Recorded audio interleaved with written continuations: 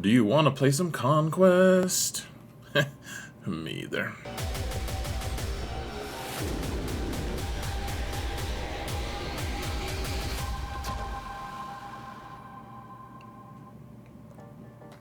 Hello everyone, and welcome to another episode of Xerath Prevails. Today we're going to talk about how to unlock Darth Bane with your account, even if you don't have the right characters, or so you think. You don't have any Galactic Legends, you don't have any of the new teams. You don't really need them, honestly, guys. So let's talk about it. It's a good system I've set up here, I think. So first, the better system I've set up, guys. My Patreon, you guys, my patrons, you guys are awesome. Thank you so much for all of your support, guys. Seriously, you're all very amazing. And for those of you who want to support the channel for free, all you gotta do is help mount the algorithm, guys. Hit that like button, subscribe, comment. It's free. Just like unlocking Darth Bane. Let's get going. So I have this system where you only need crate 5 to unlock a Conquest character. Now it takes a little bit longer. It takes about 6 months to do it, but all you need is crate 5, which means you don't have to get all of the feats right away. It's a delayed gratification thing. You don't get to unlock at the same time as all the cool, bigger accounts, but you can do it for free. It's easier if you buy the $10 Conquest Pass, but you don't have to do that. You just have to spend your Conquest currency on shards instead of all of the cool stuff like signal data or relic materials, etc. But you can totally do it. You can see my Dark Trooper Moff Gideon after 3 conquests is at 201 shards, and that's just fine. I also, with this system on my little account, unlocked Malicos after 6 months. It totally works, guys. Can verify it does work, and so it's cool. What do you need then for the breakdown? Now, if you get 3 stars on all the nodes, which maybe you can't do, but as you'll see, we have a lot of wiggle room. In fact, not to give you spoilers, but we do. If we do, though, let's just assume that we get 3 stars on all the nodes, then all you need to do is 120 more key cards. That's all you need. And so you get them from sectors 1 through 5, and then the global, and it's not too bad, folks. It really isn't. You'll see the breakdown at the end. We'll revisit this page so you can kind of see what it looks like, and the wiggle room is real, folks. It really is. So first off, data disks, a very important aspect of this. If we're doing this with a smaller account, we need good data disks. And I guess I should say this because I always get this question, and I always just assume that people are just following along with this on this is hard mode, this isn't normal, this isn't easy mode, this is hard mode, and we're unlocking these characters with the full amount of shards. So the data disks, you can see my favorite ones, folks. You can see my top build at the top there. It's the top. But then you can also, all of those different data disks are good. You can also get Blindside early on, and that's really strong. And then Voluntary Vanguard is also pretty good because you need that taunt early on. It doesn't suck, folks. It's pretty good. And I mean, I don't know if I haven't heard if they're switching out data disks. I saw we're getting 3 new ones or something. I don't know if they're taking any out, so that might be an interesting variable. Well, we'll find out. Well, the fun way, folks. All right, so I've done this guide a few different times, and I'm using check marks now instead of big, obnoxious red boxes on the Sector 1 graphic on the top. And I guess I should say right now, guys, huge shout out to the events server and SigSig for creating this document. This is the data mine for Conquest, and it's been accurate, I think, 100% of the time. So we don't have to worry about if a data mine is going to be accurate this time. This time, we're just good to go. So this one, in Sector 1, keep in mind, folks, Sector 1, you're doing all this work for all these feats, and it's cool to do the work for some of them, certainly. The problem is you're not getting that much of a reward. You're getting 5 key cards, and that's not a great prize at the end of the day. You can kind of just skip a lot of Sector 1 and Sector 2 because it's so much work. Remember, this isn't just this isn't just a No Galactic Legends guide. This is also a you can actually be a little bit lazy on Conquest and unlock your characters if you're okay with unlocking your characters later guide. That's also what's going on. And I should also state right now, I'm going to show a few graphics where where we're using Galactic Legends. Those are the ones that don't have the check marks. The check marks are the ones that I'm using for key cards for my final tally. The ones that I'm showing you guys with Galactic Legends are going to be the ones that I'm just showing you. This is what the team would look like. If you have the team, great. If you don't have it, then we're not even counting it as sort of like a requirement to unlock this character for this system. This is just a snapshot of what it looks like. Now, I don't know what the deal is with the mini boss. It says 5 IG series droids. Grogu is not a droid, though, folks. So I don't know what's going on with that for the mini boss. They say it's a droid. He doesn't have the droid tag, so I'm not bitter at all, but one way or another, they're going to have to fix that, or maybe they've coded it in already. I'm sure data miners have already solved that, and I haven't followed along. Otherwise, resistance wins. If you don't have fairly developed resistance, I don't think that this is worth your time. Honestly, if you don't have like a good Jedi training raid team at least, this is going to be brutal. However, remember, if you are going to do this, you should take Resistance Hero Poe, because he does damage over times a little bit, which is one of the other feats that you're going to do. We adapt or die. This one is fairly easy because as long as you have, I think, the Zeta for Iden, she goes first against most of her opponents, and even if you lose, she can do the buff thing on all of her friends, and you get 5 of those. If we adapt or die buffs, you just get 10 of, or 4, I can't talk, you get 5 of them, and then even if you do end up dying, you could in fact just spam this 10 different times over the course of the entire 2 weeks of Conquest, and you're good to go. I mean, is it efficient? No, it's not. But you can have really bad Iden team there. Just keep in mind, folks, you really need to make sure no one else has the leader tag or droid tag. So you don't want Dark Trooper, you don't want Piet, etc. For Saw kills, this one is tough. Unless you have a really well-developed Saw, or you have Jedi Master Luke, you probably just want to skip this one as well. It's probably not worth jumping through the hoops of getting a kill with your Gear 8 Saw or something. It's only worth 5, so just skip it. And then the damage over time. Honestly, guys, if you have Lord Vader, this is super duper easy. If you don't, it's still fairly easy, I think. But keep in mind, with Darth Vader, putting on like the weapons tech onto Darth Vader, and then having Darth Vader go, and he's just going to land a ton of debuffs like he's going to do his damage over times. But then as he does specials, Watt is also going to apply a bunch of dots, or try to apply them. It doesn't matter as long as Watt is alive. Every time you do a special with Vader, Watt's going to get another 2 dots, and it's going to add up. I mean, that's a lot of stacks, guys. 500 stacks of damage over time. Is that really 500? Man, that's a lot.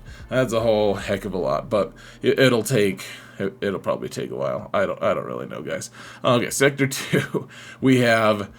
So one thing I've added here, folks, is the little graphics for potency up, or for all the other debuffs. You'll see all the other ones pop up in the next couple of sectors. But for Sector 2.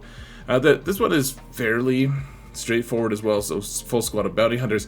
If you have Jabba, you can get this one super duper easy, because Jabba is a bounty hunter himself. Just make sure you don't do Scando. And then remember, there's a lot of little cross-pollination things here, at least for potency up. Potency up, I think Old Ben gives potency up on his basic or something like that. It's not that consequential, but it does exist on that team. And then Kyle Katarn also has an AoE that gives his entire team, well, it gives his entire team potency up as an AoE. He does his saber toss, and it gives all of them potency up. Same with Sith Marauder. So between those two teams, you get the potency up one pretty easily. You'll need 40 of them, not too bad. The Confuse one is just the Commander Luke team with C-3PO, and you just need to make sure you're getting confused.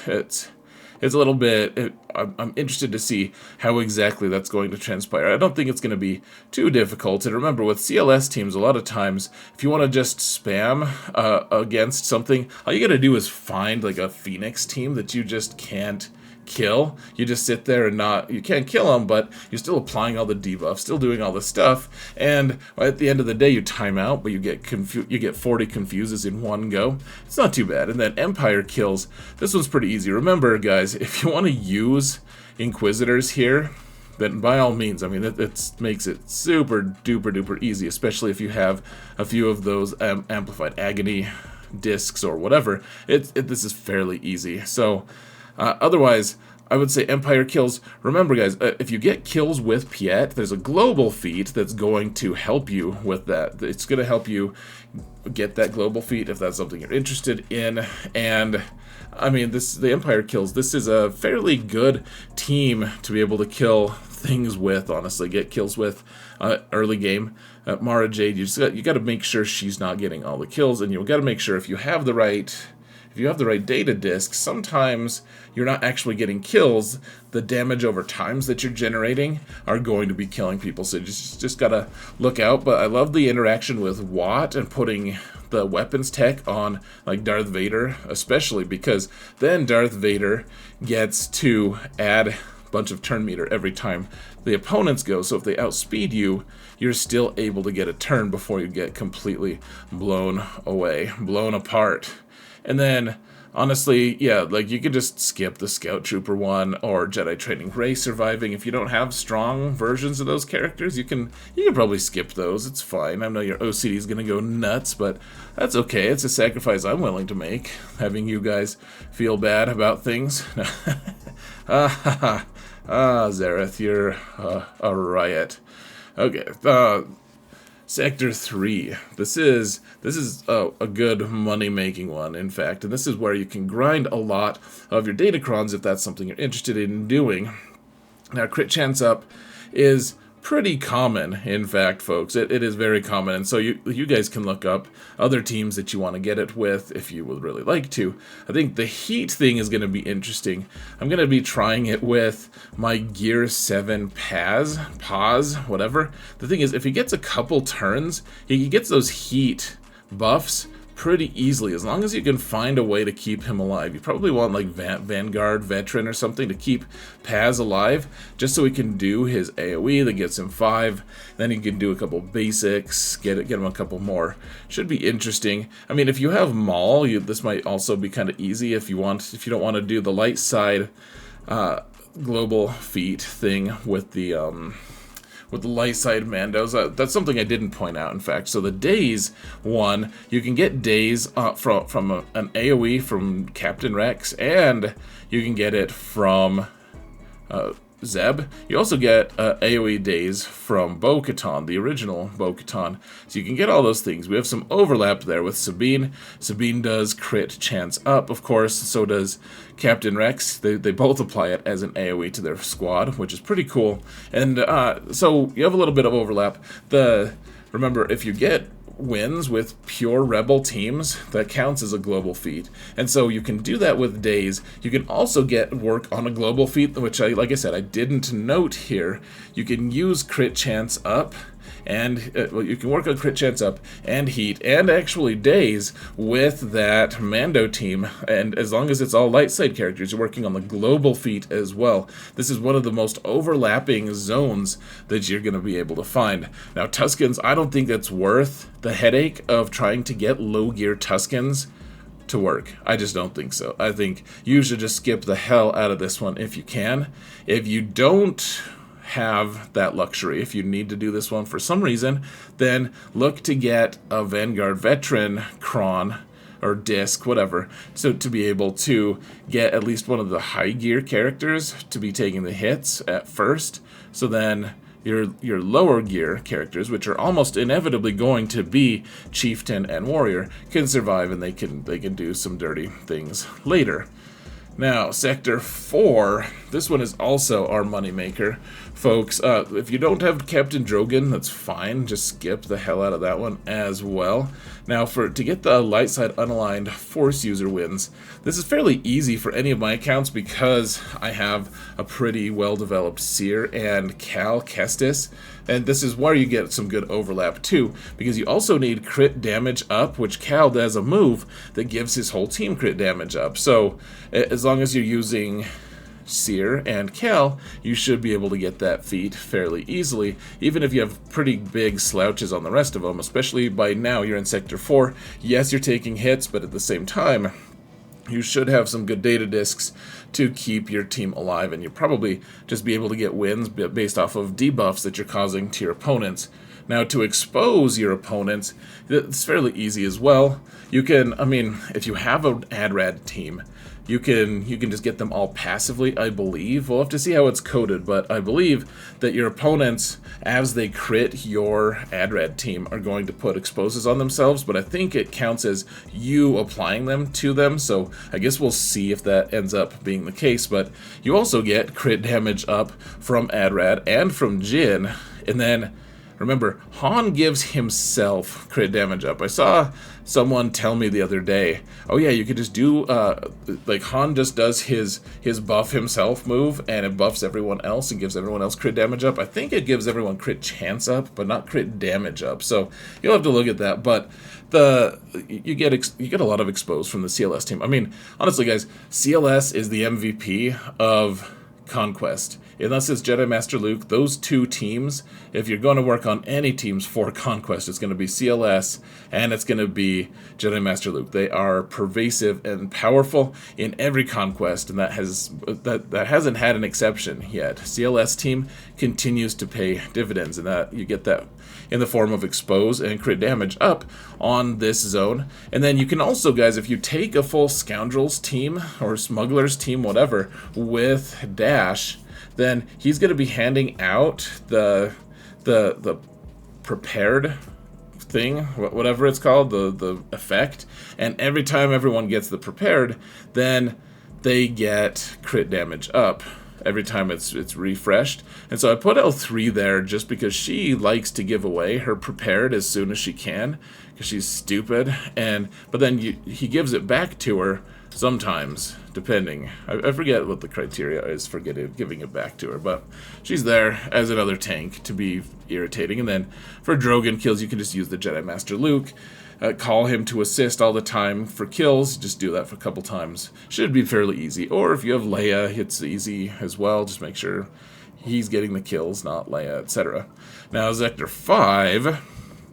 Sector 5, I just chose Stagger. Stagger 300 times is a lot of times, folks. But you can get Stagger from Sabine, you can get it from Zeb. So you can use that on certain teams. You're gonna have to find a team like First Order, honestly, or probably also works on a lot of the different Phoenix squads as well. And then you can also get Stagger from Dark Basti as an AoE, and you can get it from Mara Jade as an AoE. So between those 300 Staggers is a ton though, guys. This might be one you want to skip, because as I keep saying, we're gonna have a lot of wiggle room. Iden kills, remember, you can't do your AoE with her and expect to get kills on at least the first shot. And I know that this is a pretty ragtag Iden team. I'm not planning on using it to get Iden. I'm not going to get kills with troopers either on my little account. So